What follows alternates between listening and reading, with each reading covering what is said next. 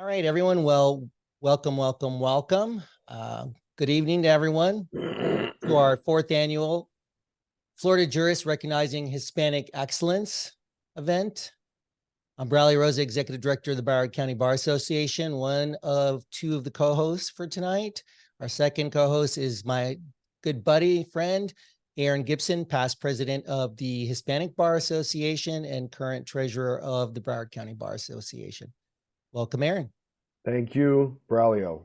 Ladies and gentlemen, we have a great program for you this evening.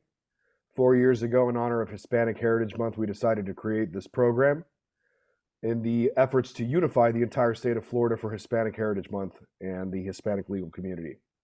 So just as with the last 3 years program, today we will be honoring and recognizing great Hispanic jurists across our state.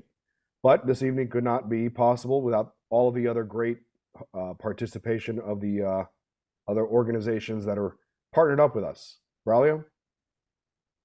Yes, all these organizations make this possible. So let me recognize each one of our partners. This is a coalition of groups. So the Broward County Hispanic Bar Association, the Hispanic National Bar Association, the Cuban American Bar Association, the Tampa Hispanic Bar Association, the Palm Beach County Bar Association, Hillsborough County Bar Association, Palm Beach County Hispanic Bar Association, Jacksonville Bar Association, Hispanic Bar Association of Central Florida. We look forward to more and more of these events throughout the years, growing with more organizations joining us. So thank you all for your participation. Next up, we're going to hear a few remarks from Florida Bar President Scott Westheimer. President Westheimer, please. Good evening, everyone. Thank you, Aron. Thank you, Braulio. It's truly an honor to be here today. The Florida Jurist event to honor Hispanic excellence is one of our showcase events. 4 years we've done this. Braulio, Broward County Bar Association, the Broward County Hispanic Bar Association. Thank you for taking the lead on this. It's one of the excellent events in collaboration that we see from our voluntary bars. Thank you to all the other voluntary bars that took part in this. We as the Florida Bar recognize and really appreciate the voluntary bars, what they do for our members, and the vital role they do for our communities. We've seen collaboration like this. It's a pandemic, and this is collaboration at its best. So I just want to thank you. Thanks for all you do for your members, all that you've done for this event. And I also want to congratulate all the judges. I won't go through all the names. I know you're going to honor each of them separately. I know all the judges, some I've known since I'm a baby lawyer, Judge Rice. But thank you for your dedication, your leadership, your passion, and your commitment to justice. You're all role models for me and to many generations to come. Thank you for everything you've done for our legal community, the Florida Bar, and the state of Florida. So again, thank you all very much. Congratulations, and hope you have a great event tonight. Thanks, y'all. Thank you, President Westheimer. You're a great supporter of ours, and we're grateful for you to be here. And next up, a big thank you to our event sponsors. Couldn't do it without you either. So of course, our title sponsor, Saya Baker Barnes and her firm. She'll have a video I'll put on for you momentarily, but I also wanted to thank our platinum sponsors, Kelly Ustall, Weiss Rhoda, Trip Scott, Conrad Shear, Kelly Cronenberg, Upchurch Watson, Max Mediation Group, and Cash Now Funding. And with that, if you give me a moment, I will play a message from our title sponsor, Saya, who wanted to be with us, but she is traveling, and she's actually on and listening from the airport. So thank you for everything you do, Saya. Looking forward to continue working with you in your leadership. 1 sec. Good evening, everyone. I'm Saya Baker Barnes. I'm a partner at Cersei Denny Squirrel. Good evening, everyone. All right, I'm going to put this here. Multiple screens. And why isn't this? Share my screen. Share this one. There we go. Here we go. Good evening, everyone. I'm Saya Baker Barnes. I'm a partner at Cersei Denny Squirrel Barnhart and Shipley, and one of your representatives on the Florida Bar Board of Governors. We are honored this evening to serve as the title sponsor of the Florida Jurist, celebrating Hispanic excellence. The 7 honorees tonight are amazing lawyers, judges, and representatives in our judiciary and in our communities, and they reflect the very beautiful diversity that we have in our legal community across this state. We are so excited tonight to present this fantastic event where we will hear their stories, learn about the differences that they make in our communities, and how we can aspire to make a difference in our communities. So welcome tonight. I'm excited to be here, and I look forward to a fantastic event.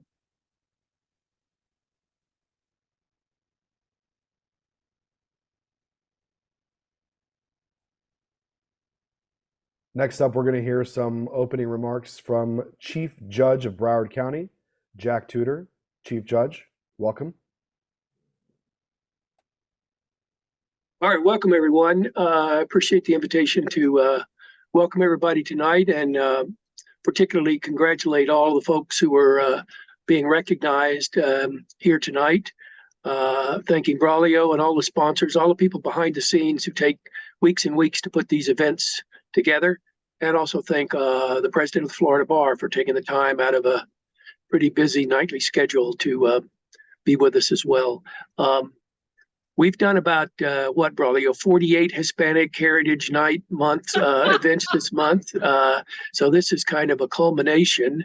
I've been to every one of them, but I'm particularly happy to be at this one and recognize one of the folks that works with me that's being recognized tonight. Where is he? Jose, step up to the podium there so we can see you.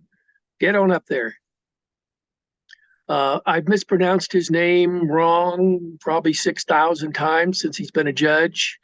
Our own Judge Jose Izquierdo. He is a wonderful human being. He's an extraordinarily talented judge. He's decided to dedicate most of his time, if not all of his time, as a judge in the dependency division, helping neglected and abused children. A very difficult division to go into day in and day out and hear the horror stories that occur to some of the children in our county. So there is nobody that I could be more happy to recognize and congratulate than my dear friend Jose Izquierdo, and thank him for the service to the 17th and congratulate him for this well-deserved recognition this evening. So congratulations, Jose. Thank you, Chief Judge. As No speech Braulio, right now, Jose. Hang on. In a few minutes, you'll get to go on and on and on. But right now, just have a seat. Go ahead, Aron. Thank you. Thank you, Chief Judge. Appreciate it. As Braulio previously mentioned, tonight's Florida Hispanic jurist that we're going to be honoring. Hold on a second. Hold on, let me. There we go. Yeah, okay. Tonight's Florida Hispanic jurists that we're going to be honoring across the state are, as Chief Judge just mentioned, from 17th Judicial Circuit, Judge Jose Izquierdo. From the United States Southern District of Florida, Judge Rodolfo Ruiz. From the 11th Judicial Circuit, Judge Ariana Fajardo Orshan. From the United States Middle District of Florida, Judge Marcia M. Howard. From the 4th DCA, Judge Ed Artau. From the 13th District, Judge Elizabeth Rice. And from the 9th District, Judge Luis Calderon.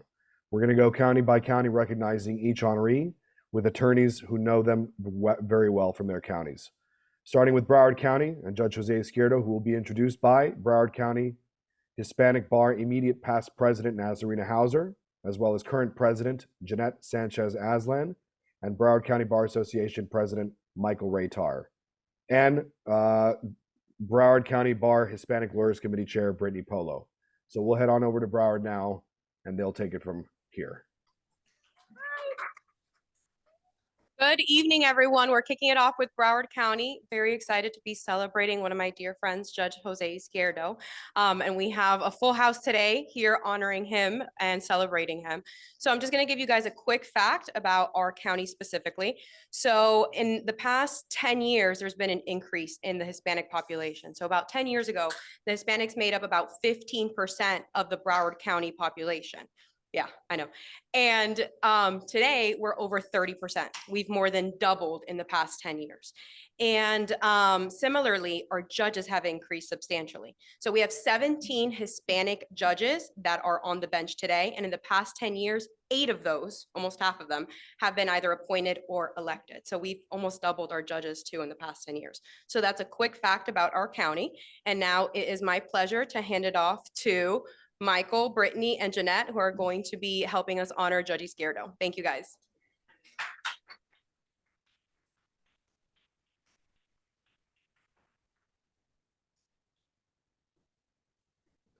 Okay, so it's just Michael, not Michael, Brittany, and Jeanette.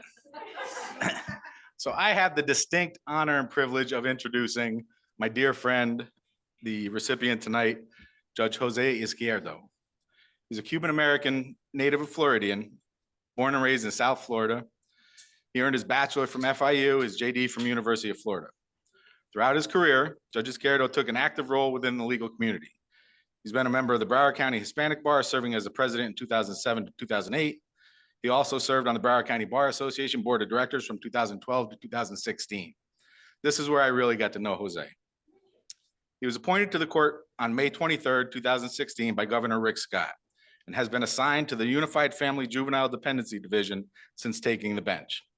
I don't know if there's a more perfect placement of a judge in all of our court system. Judge Izquierdo, in conjunction with the Seminole Tribe of Florida, founded Florida's first court focusing on children and families in the dependency system that fall under the jurisdiction of the Indian Child Welfare Act. And in 2022, the Florida Office of the State Court Administrator presented Judge Izquierdo with the William E. Gladstone Award at the Florida Children and Families Summit for his work. The Gladstone Award is bestowed annually to the jurist in the state who has made the greatest contributions to the courts in serving dependency children and their families. Judge Izquierdo was also named the Judge of the Year in 2022 by the Broward County Bar Association and the Broward County Hispanic Bar. In addition to his judicial duties, Judge Izquierdo has served as a faculty instructor for fellow judges for the Florida Judicial College and the Conference of Circuit Court Judges since 2018, and serves on the Florida Supreme Court Steering Committee on Family and Children in the Courts, as well as chair of the statewide Dependency Court Improvement Panel. In his spare time, Judge Izquierdo enjoys coaching youth soccer and basketball, having the best handshakes in all of the judiciary. And the biggest accomplishment in my eyes is that he officiated my wedding, marrying my wife, Chrissy, and I in 2018. They say you shouldn't judge a book by its cover, but in Jose's case, you can. He's as sweet, kind, and sincere as he appears. Judge Jose Izquierdo.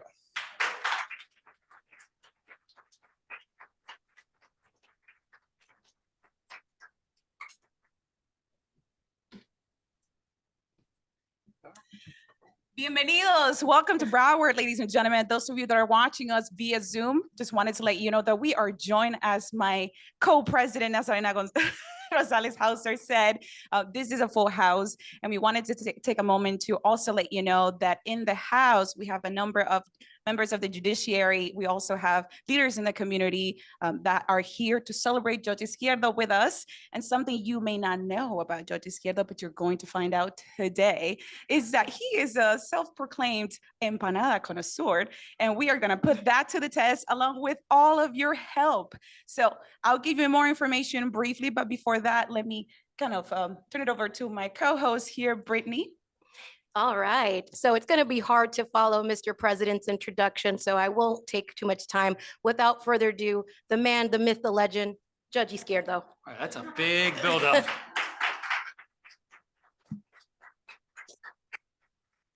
First off, thank you, Michael, for the wonderful words, and you know, you're a good friend. Appreciate you. I don't know if I'm as fancy a connoisseur of empanada. I like a good empanada, so. What do you got for me? All right. Well, with that, folks, those of you that are joining us live, this is how you can tune in a little closer. As Judge Izquierdo browses through the wonderful empanada collection that we have for him, he's going to find out that they are in the mix Cuban, Argentinian, and Colombian empanadas. And he's going to have to decide which one, A, B, or C, correspond to each country. Now for you, Oscar style, we have a secret envelope of each one of them that Brittany and I are gonna open and make sure that we hold them to the truth of those empanadas. So what he's going to do is he's going to taste, sample them, share with you his thoughts, and you can help him in the chat by letting him know what you think are the corresponding empanadas. And those here in the audience can also raise their hand and help you out. Judge Izquierdo, you are not alone in this. Oh, no, I'm conquering this on my own. All right, well, let's get to it. Choice A, go for it, Judge All right, Izquierdo. let's try. I'm just gonna do this by hand here. No knife and fork. The true Hispanic authentic style. Yes. You are not on a diet today. Okay, What are you feeling? What are your thoughts? Tell us. different kind of crust than the other two, just off-site. Same thing with the taste. I can taste the meat inside. I think I know what that is right out the gate. Ooh, what do you that is think? That's pretty bold. confident. It is yeah. so bold that somewhere in here, we do have a pen and a Sharpie, I must say. He has to commit to this, folks. It's the Colombia one. That is his perspective, and we had it right here. There you go. He's Okay. prepared. Always prepared, Judge Izquierdo. So he's so confident that that's the Colombian one. Any thoughts here from the audience? No one is bold. Oh, Judge Gam. She wants a taste. I'm gonna take one right to you right after this. Oh, wow, wow. Well, folks, and Aron, as well as Braulio, please feel free to chime in if you see any thoughts from the comment section on Zoom on this bold choice that he has made. All right. We just need more flavor profiles for each one, Jeanette. As long as we get flavor profiles, we can help guess. Gotcha. Thank More you. description. There you More go. description. All Okay. right. All right. All So any last thoughts before you transition from that? Flavor profiles. The audience craves it. All for a good cause, folks. This is all for science and research. Yes. La carne está molida. You know, it's kind of like it's soft, smooth the meat, and it's not like picadillo. Okay. And what Which is about the what- crust? You said the crust was Crust is special. different. It's not crispy. It's smoother, and it's toasted, so it's got that kind of toasty flavor to it. All right. Well, right. there you have it, folks. Now we're on to choice B. Okay. This is it. What do you got for us? Go for it. Let's see. That was a good crunch. I don't know if anyone can hear that. Okay. We felt that one. Familiar crust, familiar taste, almost a picadillo taste inside. I would venture to guess, I didn't taste one, but I venture to guess there's an olive in here somewhere. This man knows his empanadas. Does that trigger any thoughts from the audience here? All right. Someone said No. Cuban. Any other bold? Oh, No doubt. Judge Odom, I see your hand going up.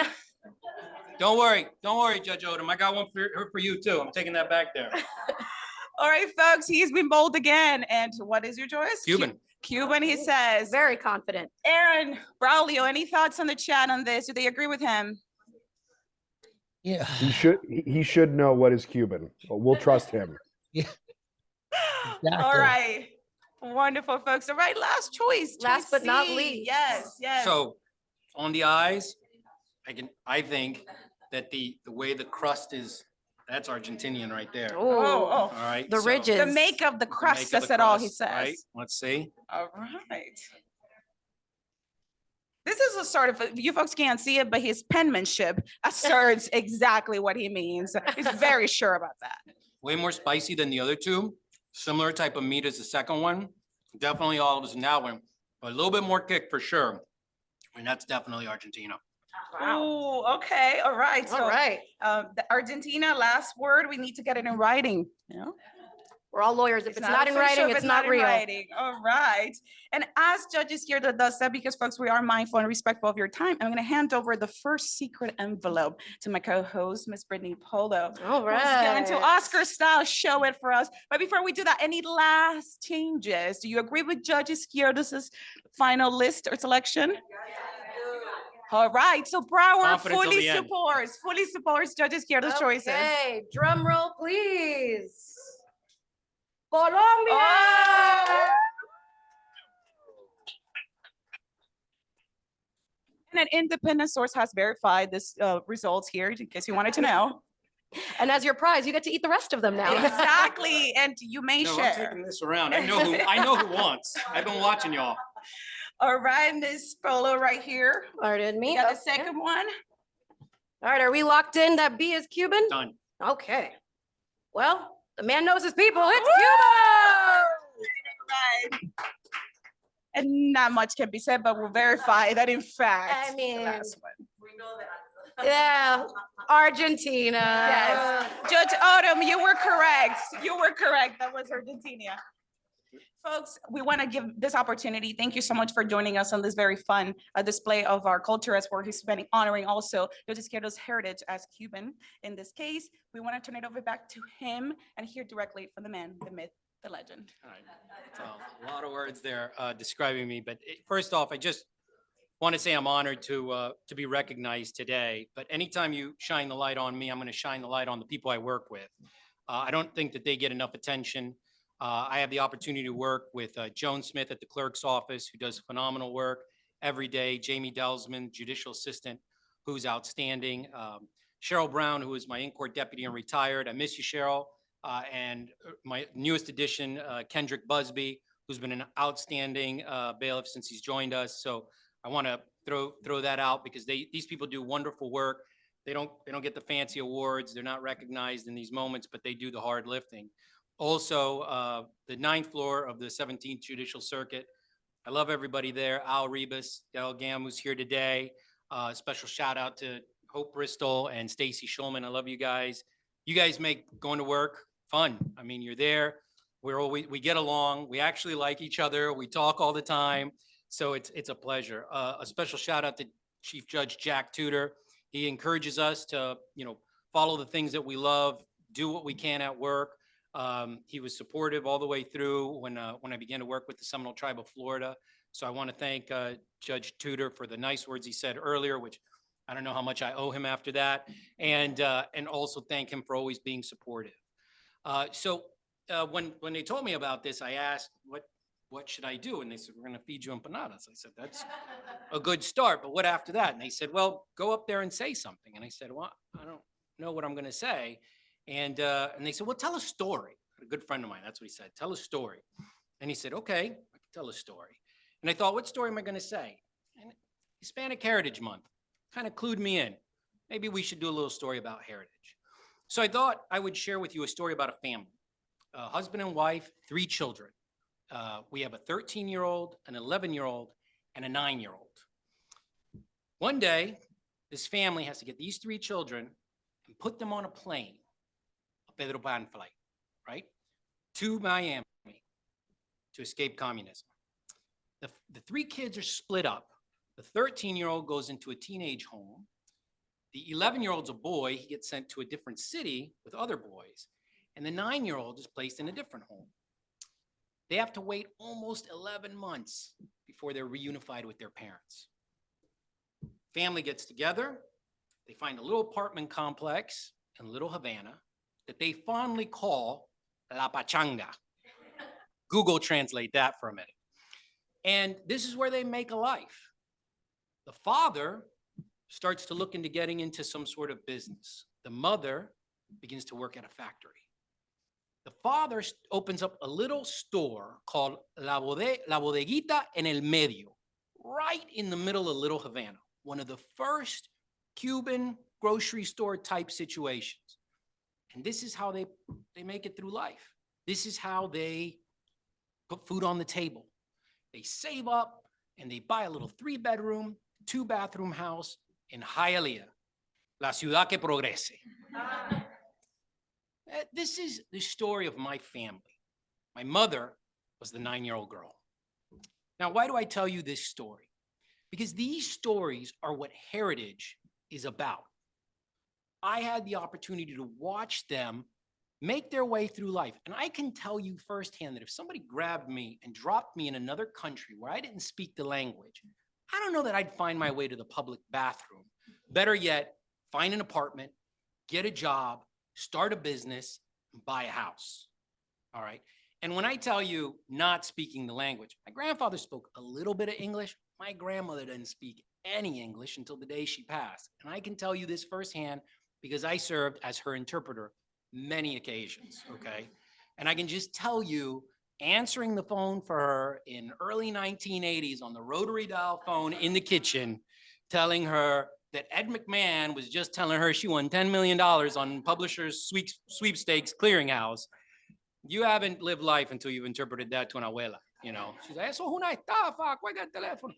Anyway, I digress. The idea of these stories is that we all have them. My story is not too dissimilar from many people in this room and many people that we're going to hear from today. But the trick is we got to seek these stories out. Not just our stories, not just the stories from our family, but from our friends, our coworkers, the people we talk to on a day-to-day basis, a stranger. These stories make us who we are. They turn us into the people we are today. I wouldn't be who I am without this story.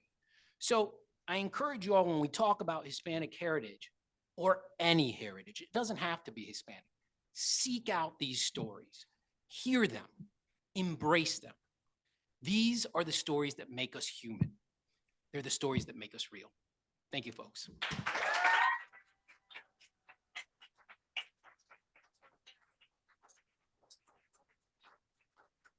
Thank you, Team Broward.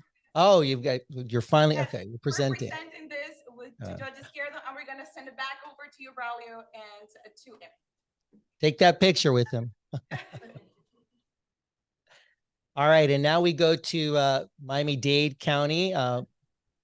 Miriam Soler Ramos will segue us and introduce the folks that are going to be introducing the honorees, which is Francis de la Guardia with the Hispanic National Bar will be recognizing Judge Rudy Ruiz, and CABA President Giselle Gutierrez will be introducing Judge Ariana Fajardo Orshan. Miriam, take it away. Thank you, Raul. Reporting live from Miami-Dade with a full house. We're riding bunch down here. So in Miami-Dade County, we're very proud to hold the distinction of having the largest number of Hispanic judges in the state of Florida. I assume that's not a surprise to most on the call. We are also extremely proud, again, to be part of this wonderful event, honoring our Hispanic Florida jurists, and so proud to have made history in this regard various times over. I will highlight 3 important things for this county, but we've had many others in the vein of judicial appointments. So Miami-Dade holds the distinction of having one of the very few Hispanic chief judges dating back to 2013 with the appointment of Ruiz to that post, where she served for many years. Miami-Dade also had the first female Cuban-American judge to be appointed to the federal bench in Judge Altanaga, who now serves as chief judge of the Southern District of Florida, and I believe was a recipient of this award. And recently, we were very proud that one of our very own CABA past presidents was the first Hispanic bankruptcy judge in the state of Florida. Miami-Dade also has the largest concentration of Cuban bakeries, and we have croquetas in the house. Also, we have the largest concentration of angry drivers and its own Instagram channel highlighting the absurdities that often occur in our beautiful county. With that, I turn it over to CABA past president, Francis de la Guardia, who is now the Florida region president for HMBA, to present the HMBA award, and also CABA president Giselle Gutierrez to present CABA's award. And again, welcome to all the judges in the room who are here to celebrate their colleagues. Francis?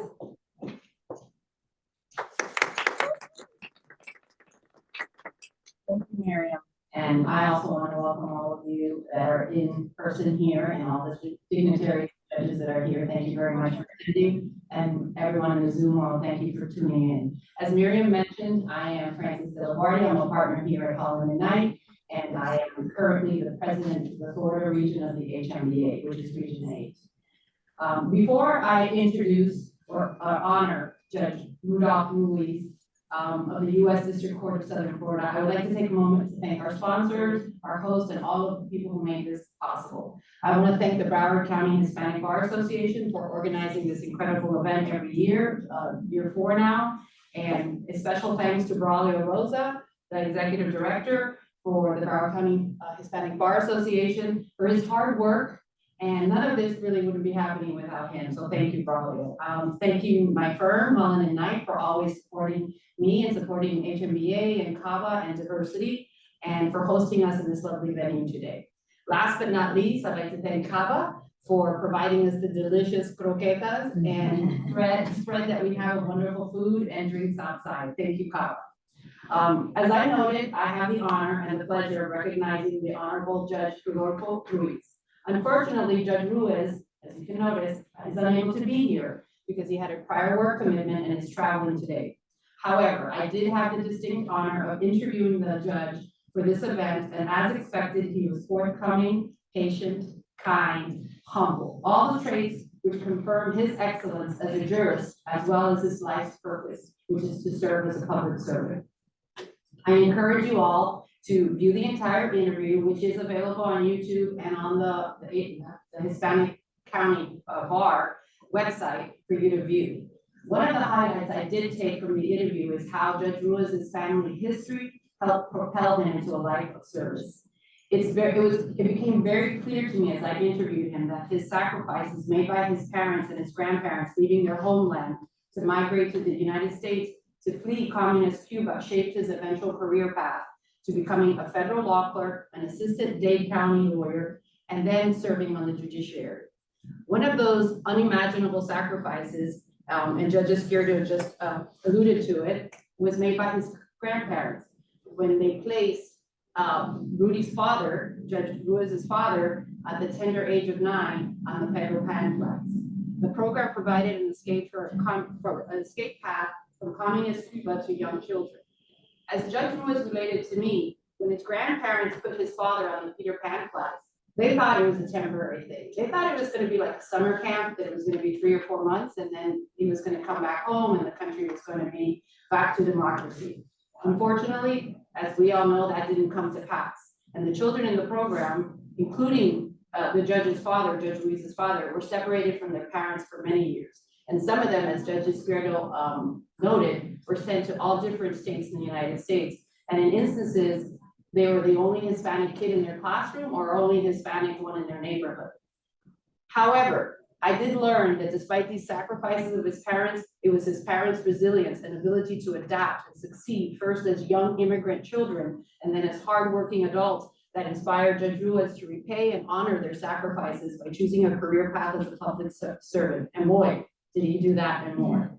After completing his studies at Duke University undergrad and obtaining his JD from Georgetown University, his first job was as a law clerk for Judge Moreno of the United States District Court for the Southern District.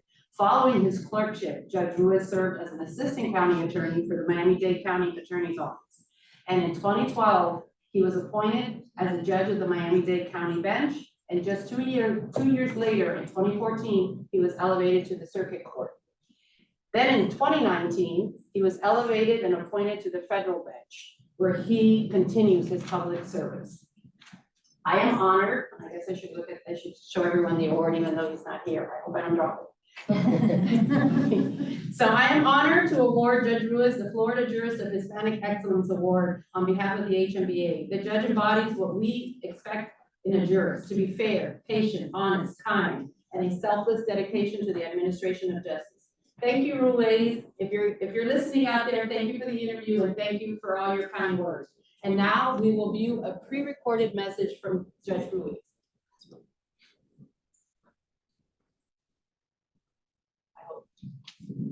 Thank you for that, Francis. It's always wonderful to see you, and thank you so much for those kind words. I would just thank, again, all the voluntary bars of Broward Bar for putting this together. You know, I think it's important in this Hispanic Heritage Month that we do celebrate the strength of our community and all of those in our community that are in positions on the bench and leading lawyers in the field like yourself. I think it gives us a chance, I think, to take a step back, realize how far our community's come, what we've overcome to get here, which should never be forgotten. All the lawyers and judges that went through challenges that truthfully we don't have anymore today, or we don't have as much, whether it be discrimination or lack of opportunity.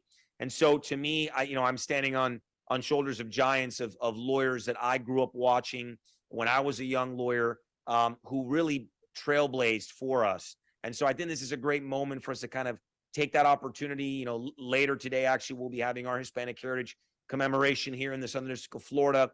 And it's a great, Magistrate Judge Becerra is the chair, and her thought was doing an Hoy Como Ayer theme. And I love that because it was a great way to show kind of the first Hispanics that broke the ground and the most recent, and just how strong and how far we've come. Yeah. And so I love that we're doing that today. And I think it's a great reminder of how we should be celebrating this month. So I'm honored again to be asked to be a part of this. And I want to thank you guys so much for inviting me. This was great.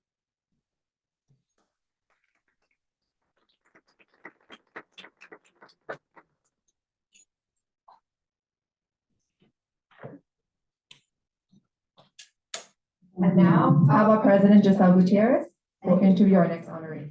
And I think Braulio was speaking, but I couldn't hear you. I was saying the same thing. I wasn't sure. All right, thank you so much. Well, first of all, I want to echo everything that Francis said, and I won't say everything exactly, but I have the same sentiments, and so does Cava. We're so grateful to the Broward County Hispanic Bar Association for including us in this statewide initiative that's in its fourth year of tradition, and we hope it continues for many, many more years.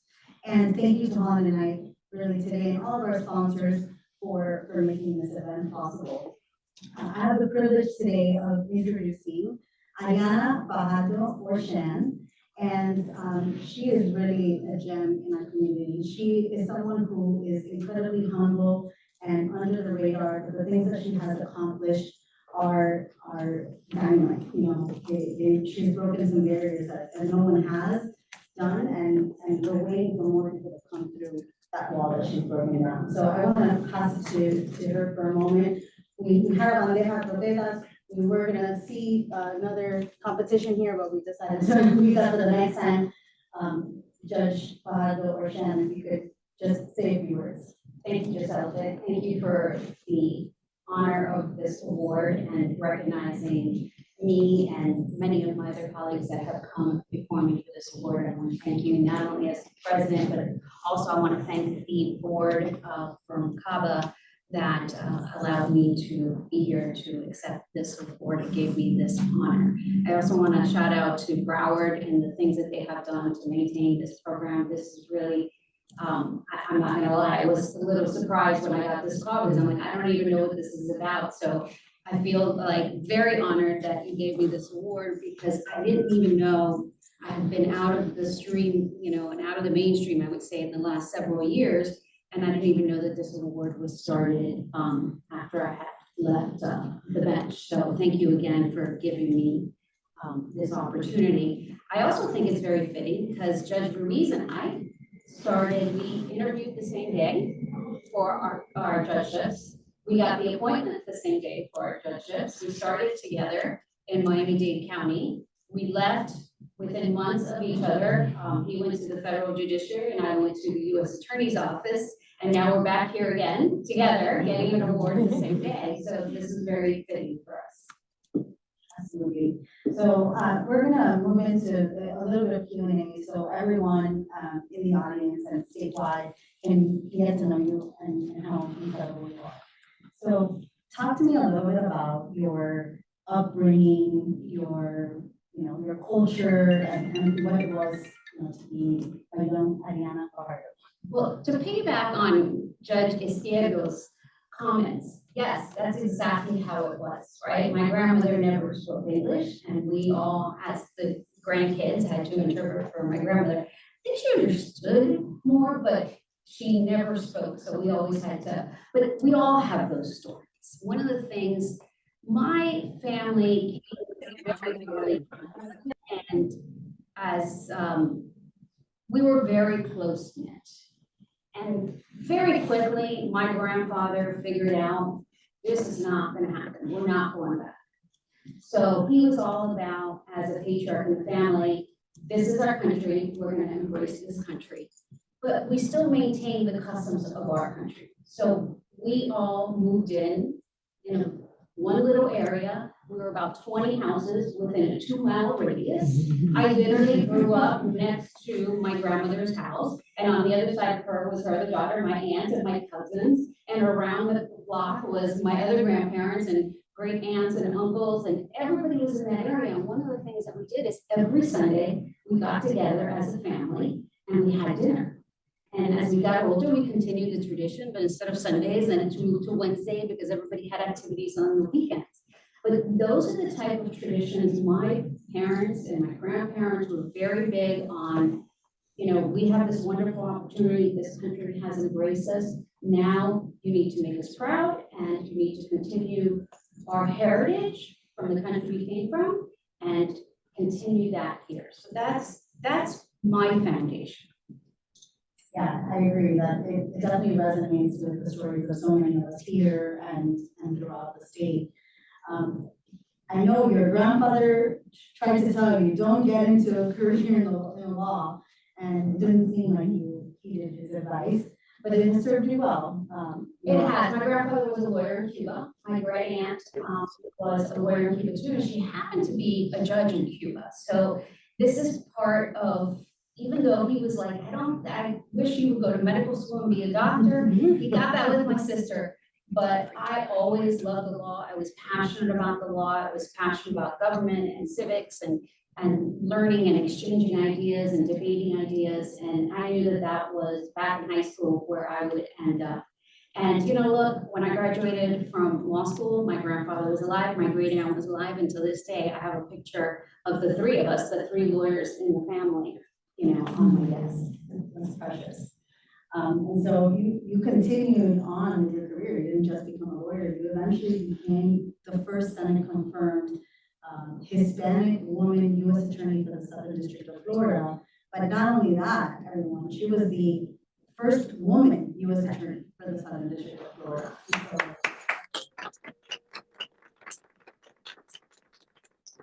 Thank you, Giselle. You know, that wasn't a position that I sought after. It was an opportunity that kind of fell in my lap. Is the best way I can, you know, express what happened. I was loving my job as a judge, and I had a phone call and said, "Would you consider doing this?" And we would say no, right? And then, you know, I remember going home that day and talking to my husband about it, and he was like, "What is that?" You know, because it's not, unless you're in that world, you know, not everybody knows. My husband's been in private practice his whole life. He's never done anything with criminals, federal criminals. So it was, he's like, okay, well, let's, you know, and as I started to develop and I started to do research, one of the things that I was very shocked in, I knew that there had been other Hispanics, as colleagues of ours, have held that position. But I was very shocked to know that there had never been a woman. So I was the first woman. And that was an extra pressure. Obviously, as Hispanics, you know, we reflect one another in everything that we do, right? I'm a big believer as judges, I try to do good because I represent my colleagues and my colleagues represent me. As lawyers, I think it's important that lawyers act professionally and do good because we represent one another. I mean, that's the bottom line. So it was an added pressure being not only Hispanic, but a woman, because there were so many people and so many young people, so many young girls that are going to look up, and this is something that's historical in our county. And I think that I took extra care and extra effort, not only as a woman, not only representing my Hispanic heritage, but to make sure that I got it right so that others that would come after me would say, that was a good leader, you know, there was no drama, there was no craziness, you know, it ran a good ship. And it just was important to me that people would look up to me and say, she did it and she did it right. You know, and that, so it was a lot of added pressure, not just being Hispanic, obviously, but being a woman. I think that's definitely the impression that you left on everyone in your role. As soon as, you know, that opportunity, you know, closed and it was time for the next thing, talk to me about what went through your mind. Well, you know, obviously it is a very prominent position. You know, you're the chief law enforcement officer for the entire Southern District of Florida, which runs from Fort Pierce all the way down to Key West. So there was opportunities, right? There was opportunities to go to firms, to do this, but that wasn't what I wanted. I wanted to go back to my job. I tried to negotiate a leave of absence before leaving, and they kind of laughed. The governor said, no, I don't think so. I think you're going to go different places. So, but I knew that I wanted to go back to my job and go back on the bench. I love being a judge. I love representing the judiciary. You know, in Miami-Dade County, it's 123 of us, and we are the face of the judiciary for so many. So I think it's important that as Hispanics, we continue to put ourselves in roles where we can be seen, roles where we serve the public, because we are a large population of Hispanics here, And I think it's important when people go to court that they see people that look like them and that represent them. So one of the things that so many colleagues have said about you is that you are always looking back to see who you can bring up next. And that commitment to mentorship is, you know, it's remarkable. And I'd love for you to talk about who were mentors for you that kind of showed you how important that is and you can pass it on and get forward. So I was very lucky, you know, starting with my grandmother, my mom, and my aunt, who were my initial mentors, you know, until today. I've had so many mentors in my life. I can't even like pinpoint to one because there's so many opportunities to learn from people. And I'm so grateful because people noticed my hard work and wanted to help me. And I always said, if I can do something, I'm going to do something for somebody else. So it's not something that I specifically said I'm not part of any form of mentorship, but I think that if you talk to people, like when I went over to the U.S. Attorney's Office, I had the opportunity to bring in younger lawyers, and I took it upon myself to do that and to reach out to our diverse community here and try to bring diverse prosecutors to the office.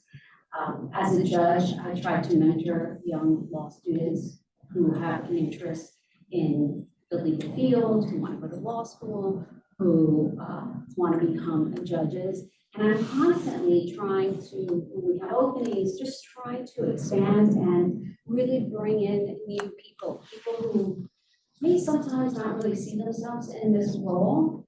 Because I think we start practicing law and we get into whatever it is that we're doing. And I think it's important, you know, to always, as you know, when I sat on the criminal bench, I would talk to public defenders, I would talk to state attorneys to try to encourage them, what do you want to do next? How can I help you? Can I write a letter of recommendation? So it's just, it's little things. I wouldn't say that I'm a big mentor and I can have a list of people. I think people come in and out of your life at different, you know, different points in your life. For me, I've had great mentors, and whenever I can help out somebody, I make it. Well, we'll end with one question. What is something that people are surprised to learn about you when they do? Again, you're stumping me again? I don't know.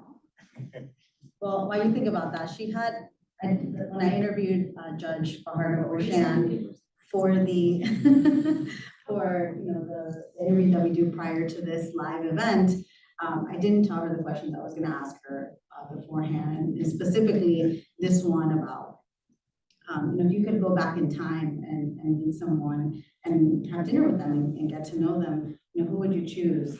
And she was like, wow, she's thinking about it, and she gave the most beautiful answer. She said, I would go back and meet Mary. And so, I didn't want to ask you that same question, but I did want to share, Thank you. And what I shared with you is, I'm a mom of a boy, an only child, and it's to me, it's the sacrifices that she made giving up her only child and, to God. And it's just, I look to her for guidance when, I struggle with my own kid, and I think my kids are like problems are such big problems, right? And imagine, sacrificing your child for the love of everybody else. So, look, I think probably, what people would be surprised to know is that I have 3 dogs and a cat. I don't think I portray myself as an animal lover, but I do love my little fluffy white dogs, and they're all fluffy white dogs. I mean, I don't know. I think I'm a pretty open book. One of the things, anybody who knows me, I speak my mind, good, bad, or ugly. But I feel like, I don't know, maybe after you, reach that staple of the age of 50, we become much more willing to talk. But I'm a very open book. What you see is what you get. Well, thank you very much, again, for everything that you've done for our community. We are so grateful for you being a member of GABA and for you to represent the Hispanic attorneys and judges throughout the state of Florida. Well, thank you, and thank you for this honor. Of course, back to you, Braulio.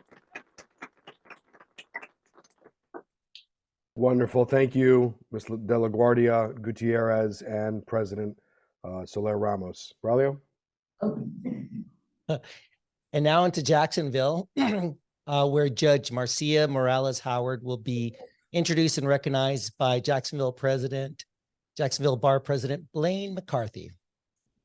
Thank you, Braulio. It's my honor to present and have nominated and now present to our very own United States District Judge Marcia Morales Howard this very beautiful, I would say, award that this organization has created for all of our recipients. By way of brief background, Judge Howard was first appointed to the magistrate position here locally in the Middle District of Florida in 2003. President George W. Bush appointed her to the district court in 2007, where she has served ever since. And she has a very interesting distinction of being the first federal judge to bring a naturalization ceremony to an NFL stadium. And she's going to share a little bit about why she felt that worthy and the importance of getting naturalization out in front of the community. So, Judge Howard, congratulations. The mic is yours. It's not only a beautiful award, it's heavy. Let's see. Well, thank you, Blaine. And thank you to the members of the Jacksonville Bar Association and to the Florida Bar and to all of the sponsoring organizations for this wonderful event and for this really very kind honor. It's a privilege for me every single day to serve as a judge on the United States District Court for the Middle District of Florida, where I sit amongst a group of men and women who awe me with their dedication to the cause of justice and their commitment to maintaining the highest level of civility and professionalism in the practice of law.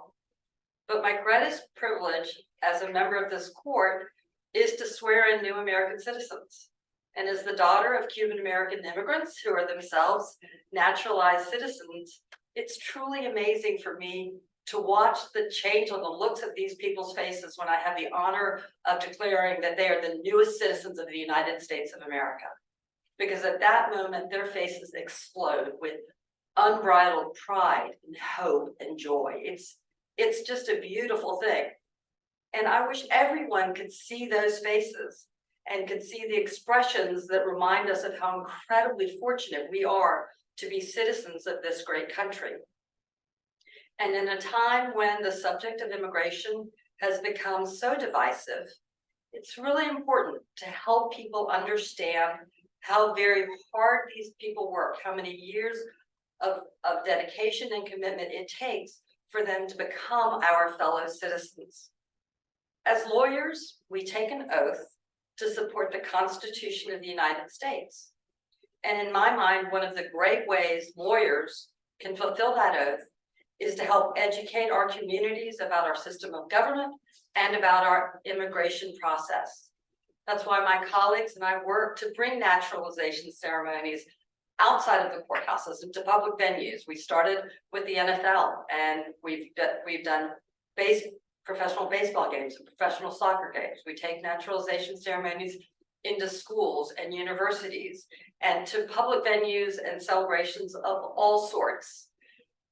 It's our hope that in doing so, we give more and more people an opportunity to understand the great effort it takes to become an American citizen and to see those expressions of pride and hope and joy that exemplify what it means to be an American citizen. When I swear in new American citizens, I remind them that ours is a proud country of immigrants. And I encourage them to embrace and preserve the American dream and all of the privileges and freedoms that come with being an American citizen. But I also remind them that among the freedoms that they have is the freedom to continue to be who they are. I encourage them not to forget their own culture, their history, or the path that brought them to this day of citizenship. Each of our new citizens enriches our country with their own history, hardships, traditions, hopes, dreams, and imaginations. I think that's what makes us stronger. And so I commend all of those here today for celebrating our Hispanic heritage and for recognizing the contributions of Hispanic lawyers and judges to our system of justice. And I very humbly thank all of the sponsoring organizations for allowing me to be part of this distinguished group. Thank you very much.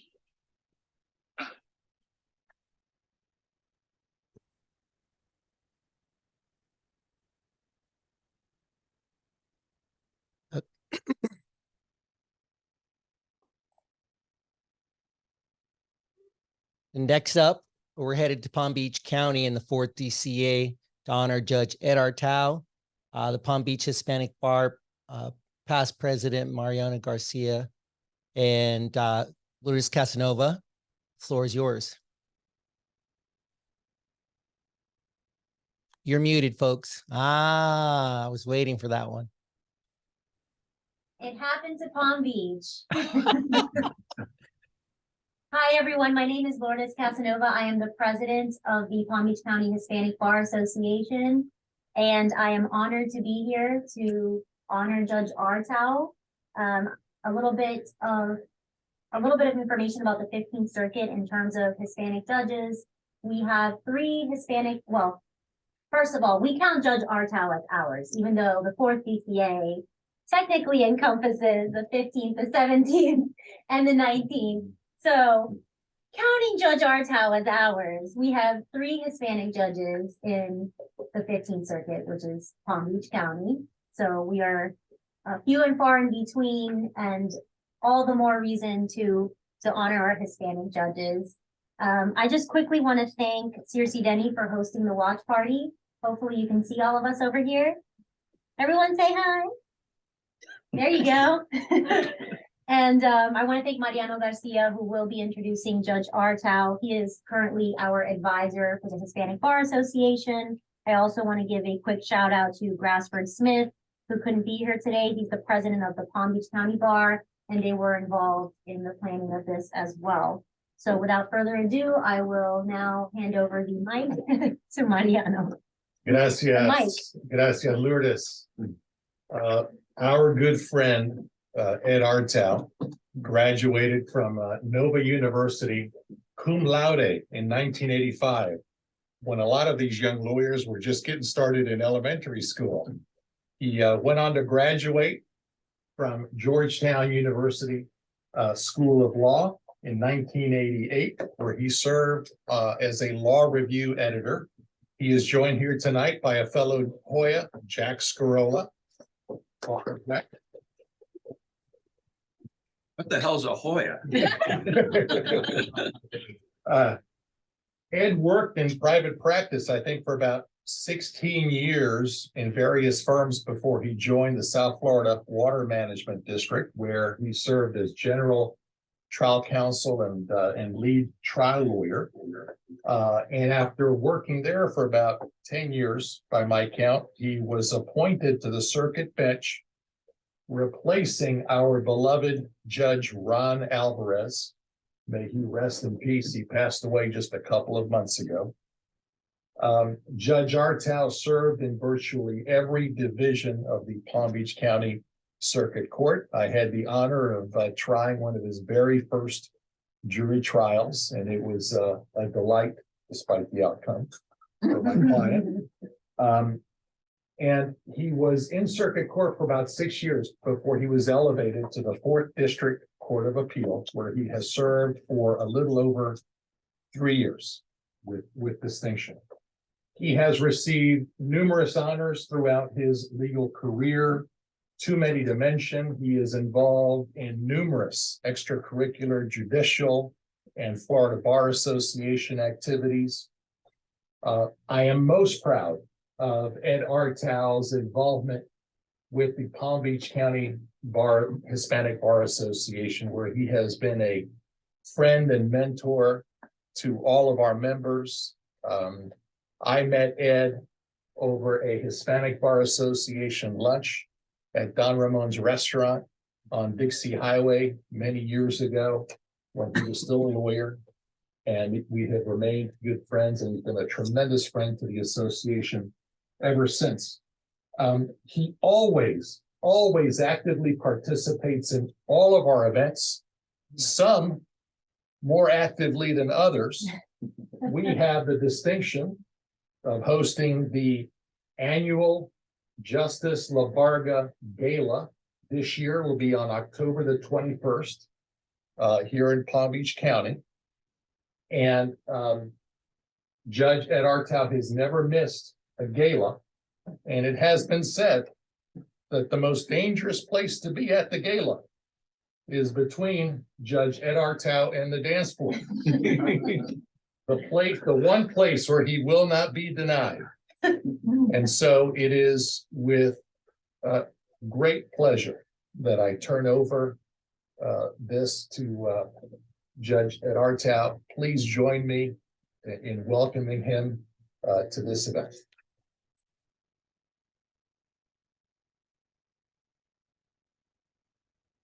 Well, thank you very much.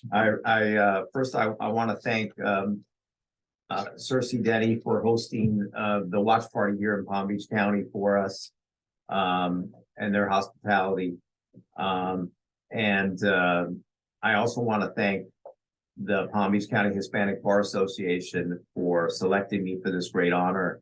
It's a very special award, very dear to my heart, because the Palm Beach County Hispanic Bar does so much for our community, I have had such a long history with the Palm Beach County Hispanic Bar Association here in Palm Beach County that it's very special to receive this award, and I'm very humbled by it. So thank you very much. Thank you, Lourdes. Thank you, Mariano. Thank you for your kind words, Mariano, and I greatly appreciate it. I also want to thank, because I am, as much as I reside in Palm Beach County, I am also Broward County. I spend a lot of time in Broward. I go down and Braulio is a great host, and he's a good friend, and I feel hosted every time by the Broward County Hispanic Bar, by the Broward County Bar Association, by Braulio, and all of the activities that they do. So, and I know that they were very instrumental in organizing this statewide. So thank you very much for what you do, and for always having me feel welcome when I'm in Broward County.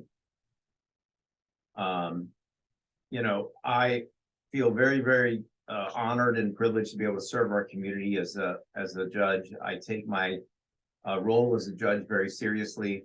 I don't take myself very seriously, but I do take my role as a judge very seriously, because these are cases that belong to the litigants, that belong to the attorneys and the litigants.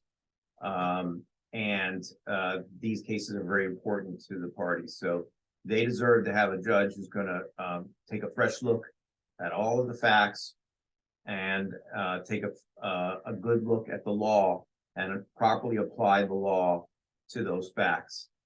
And I strive on a daily basis to try to get that right each time. And if I don't get it right the first time, maybe I'll get it right on rehearing. But I think that is the most important thing that I can do to serve our community, is to apply the law correctly, and to give the litigants the opportunity to present their case and to consider all of the issues in a case. I did that as a trial judge, and I do that as an appellate judge as well. Obviously, as a trial judge, you were the trier of fact, and as an appellate, you're stuck with the record, and whatever the record was presented and whatever was preserved in terms of objections below. But that is, I think, the role of a judge, and so I'm very honored and humbled to receive an award for my work, not only with the Hispanic community, but with everybody in this community and this legal community. That means so much to me, that I have really learn so much from, because I learned from my colleagues, my other judges that I've served with when I was a trial judge at the Palm Beach County Courthouse. My colleagues that I served with at the 4th District Court of Appeal, I learned from each one of them, and I thank them. But I also learned from the lawyers and the litigants that come before me, because they educate me on issues and help me to make the proper decision for their clients that follows the law. So, so I'm very grateful for this recognition, and I'm grateful for everybody that participated in putting together this event, and thank you all very much.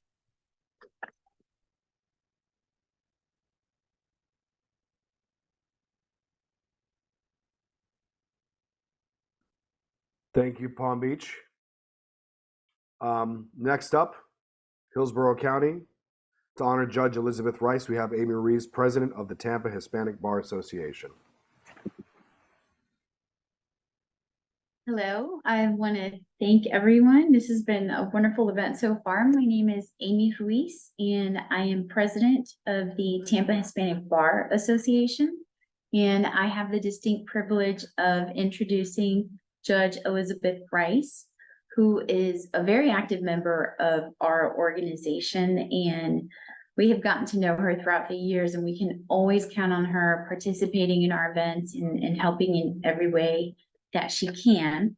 I'd like to go over a little bit about Judge Rice. Judge Rice has dedicated thousands of hours of service to the bar at both the local and state levels, having served on the Florida Bar Board of Governors, the Florida Bar Young Lawyers Division Board of Governors, the Supreme Court Commission on Professionalism, the Hillsborough Association for Women Lawyers Board of Directors, the Tampa Hispanic Bar Association Advisory Board, the Tampa Bay Catholic Lawyers Guild, and numerous other bar committees, commissions, and liaison positions.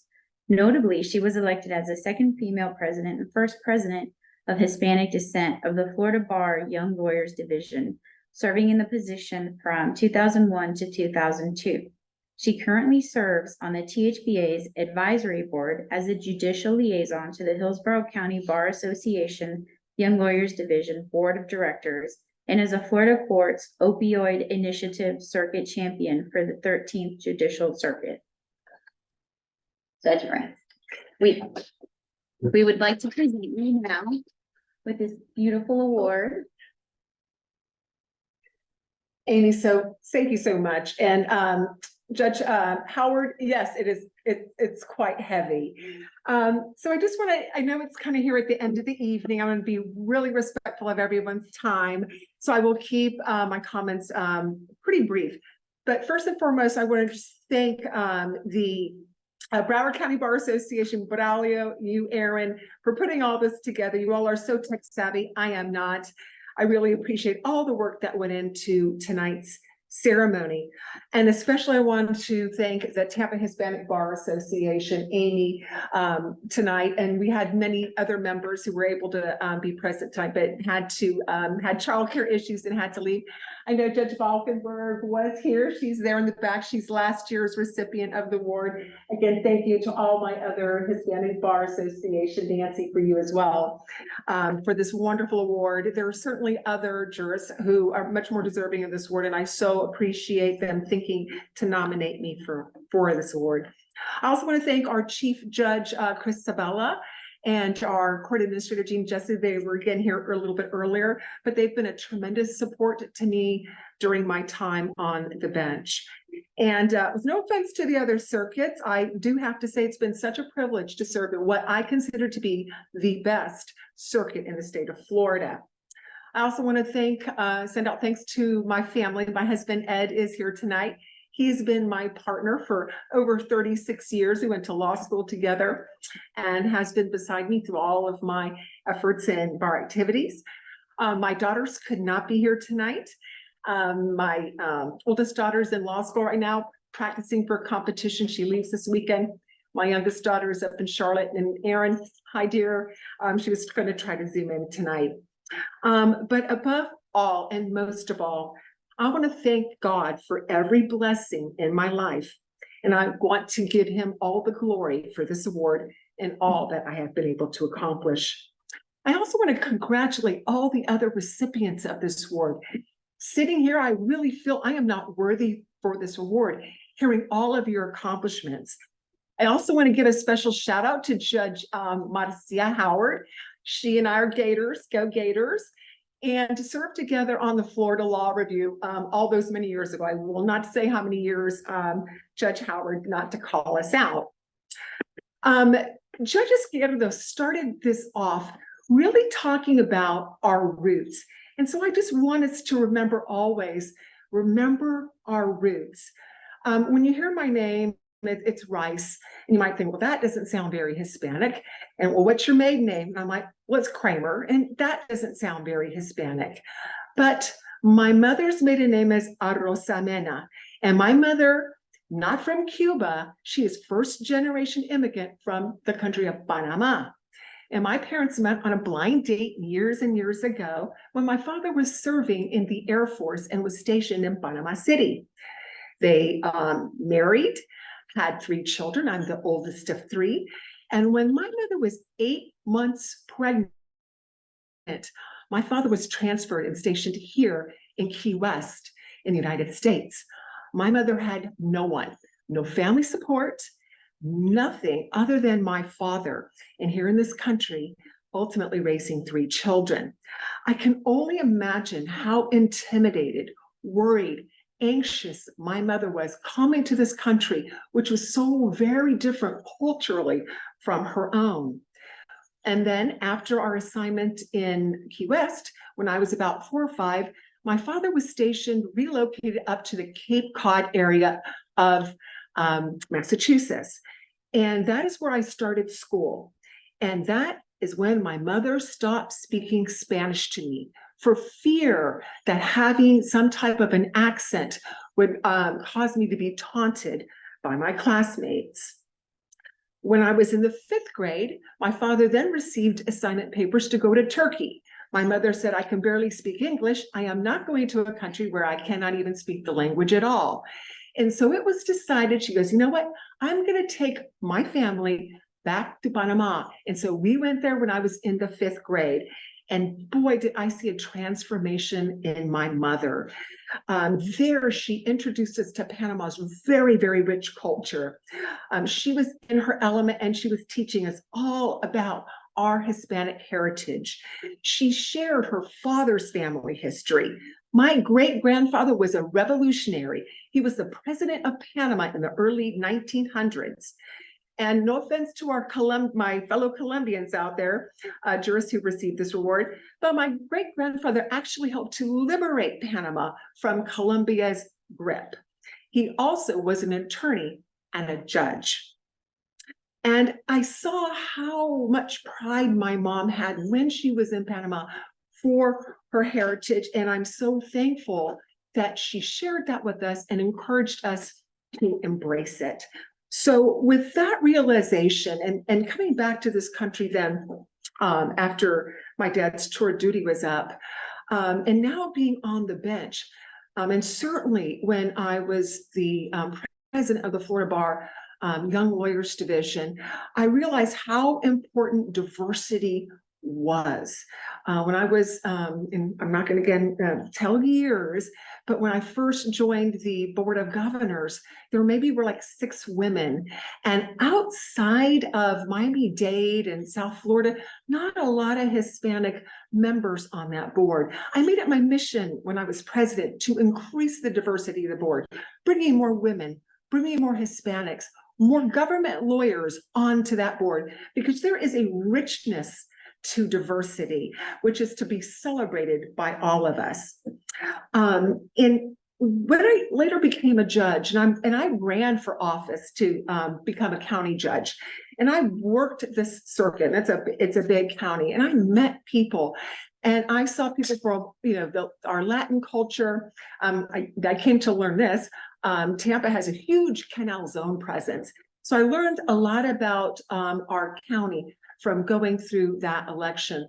When I became a judge, when I saw, and had some criminal experience in the criminal court, when I saw the faces of those, our litigants of Hispanic descent, how terrified they were. I could see my mom. And I thought to myself, I need to do whatever I can do to make them feel a little less anxious about the situation. Certainly it was in a criminal context, but we didn't have to make it any more difficult for them than the circumstances in which they were already being presented. Unfortunately, I'm not fluent in Spanish. I know enough Spanish to be dangerous, but I wanted to talk to them in un poquito español to make them feel a little bit more comfortable, to bring a little bit of dignity to the circumstance in which they're in. So again, I think as a judge, that's like one of our really important roles, not only our Hispanic litigants, but all litigants that come before us, making them feel comfortable, not assuming, and we've got to remember in a criminal context, you're innocent until proven guilty, but bringing dignity to all our litigants. And again, based on my heritage, that really gives me that ability to empathize and to see it from their perspective. So I've told you before, celebrating diversity. In this culture today, it seems like, maybe diversity and equity and inclusion have become like, things that are getting a negative connotation. I disagree. I mean, when I look at in our circuit, the diversity that we have on the bench, it is to be celebrated. Everybody brings something unique to the table. All I think that we could learn from. And I'm about to wrap it up, but I did want to put this message out there for all of us. I recently spoke to a class at Stetson. It was this wonderful class, and I want to give a shout out to Stetson. Life skills for lawyers. Way too many of our law students and even our young lawyers and lawyers altogether are struggling with their wellness. I serve in problem-solving court right now, adult drug recovery court, and also drug pretrial intervention, and I see that. And I told them that one thing that has helped me kind of, one of my coping strategies to get me through is this supportive network. And so I gave them this quote from Thurgood Marshall. He is noted as saying, "None of us got where we are solely by pulling ourselves up by the bootstraps.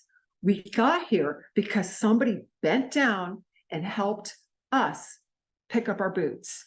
So it's the challenge I make to our judiciary, to other members of the Hispanic bar: reach down, help, and mentor. I think it's key to mentor students, not only in law school, but to go to high schools and start rah-rahing them, encouraging them that they can do it as well. Let's start in our high schools. Let's start in our colleges. Let's then our law schools, and then our young lawyers, encouraging, mentoring. And, we all have lots on our plate.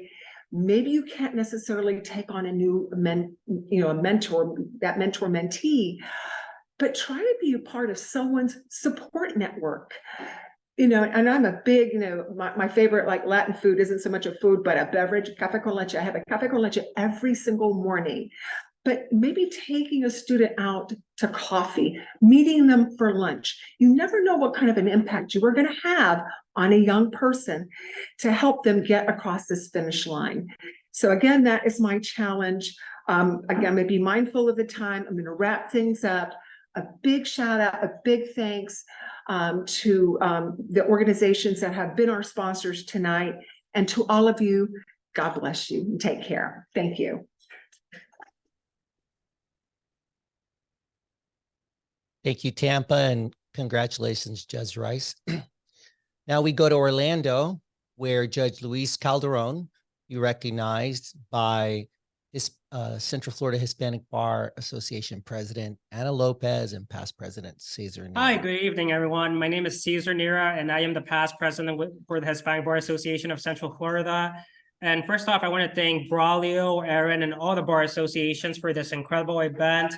It's really great to see that we all come united during Hispanic Heritage Month to spotlight all these phenomenal jurists that contribute and are phenomenal leaders in our society. So I want to say thank you all for everything you do. And, it's exciting to celebrate. We're not just associations, but I say we're a family here. So to kind of help me introduce our recipient for this year, I have standing beside me Judge Gisela Lorenz and President of the Hispanic Bar Association, Ms. Ana Lopez. Yes, good evening, everyone. Thank you so much for being here and for sticking it out. My name is Ana Lopez. I'm president of the Hispanic Bar Association of Central Florida.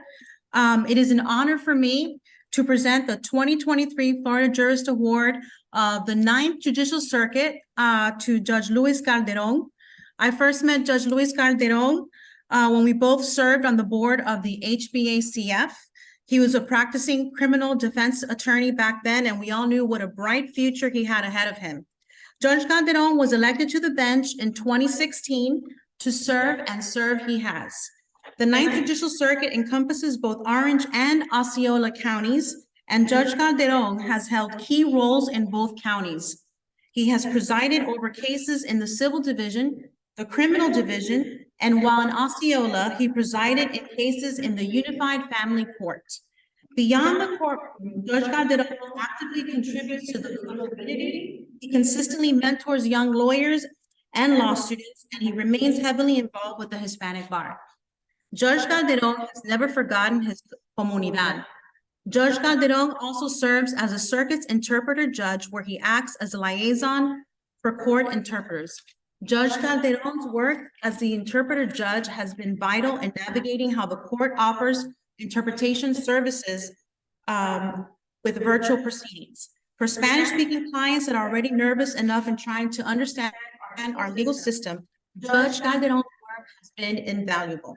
He has served as an assistant public defender for the 9th Judicial Circuit of Florida from 2006 to 2008 and held board positions, including past president with organizations such as the Central Florida Association of Criminal Defense Lawyers and the Hispanic Bar Foundation of Central Florida.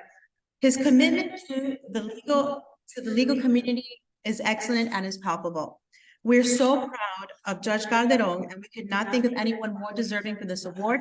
Thank you, Braulio, and now I want to turn it over to Judge Calderon.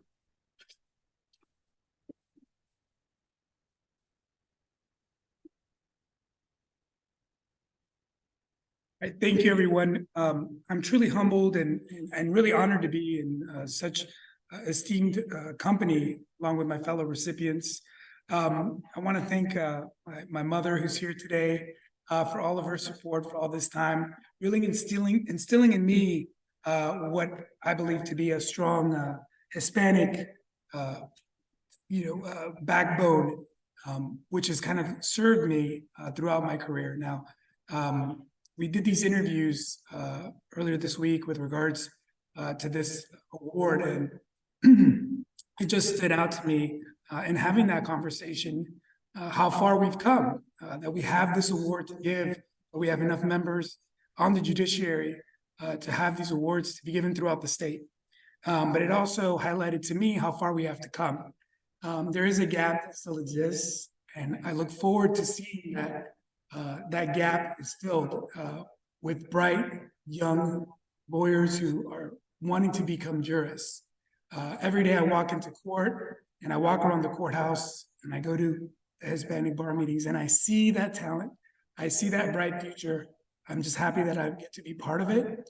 And as my predecessors did for me, to hold out that hand and make sure that others can walk through the door that I've been so fortunate to walk through.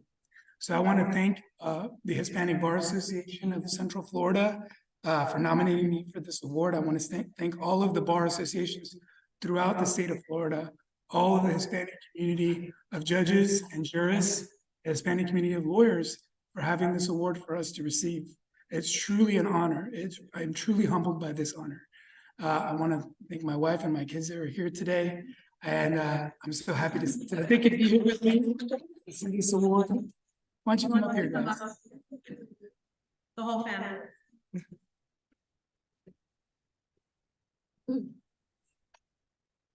But again, I just want to thank everyone for this award. And I'm happy that I have my family here to share it with me. So thank you all.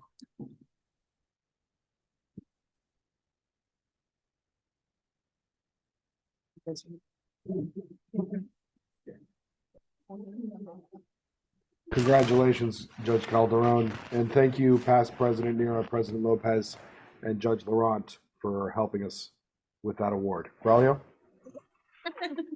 Special thank you to all the excuse me, that concludes our program. Thank you for joining us for our 4th annual Florida Jurist Recognizing Hispanic Excellent event. Hope you enjoyed spending your time with us. Special thank you to all the organizations involved in making this statewide effort. Thank you to tonight's honorees. You make nuestra gente very proud. We hope to see you for our next year for our 5th annual. There's a good chance that might be in person, so we'll be working on that early. Special shout out to my co-host and partner and co-founder on this, Aron Gibson, for working hard and sticking with it on us. And so happy Heritage Month, everyone, and Buenas noches a todos. Good night, everybody.